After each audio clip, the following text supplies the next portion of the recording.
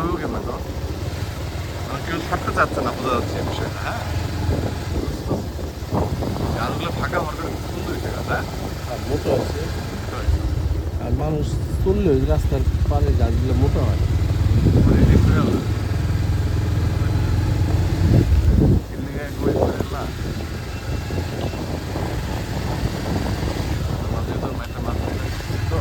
হুম।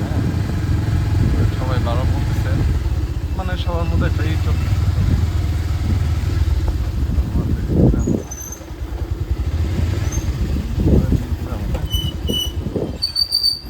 উপরে যাওয়া যেত নাকি নদী আর খাল আর খাল। তো আমরা এই খাল কি আসছিল, অসম্ভব লাগে, অবিশ্বাস্য লাগে।